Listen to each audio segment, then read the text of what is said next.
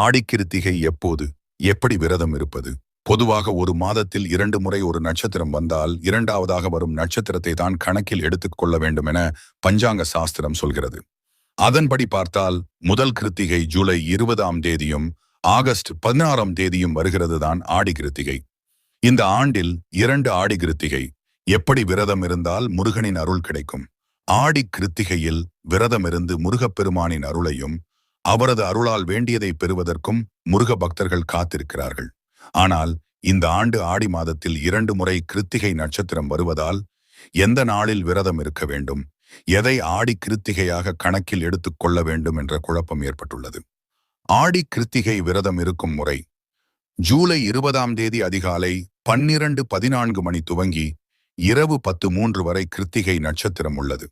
அதேபோல் ஆகஸ்ட் 16ஆம் தேதி காலை 8:27 மணிக்கு துவங்கி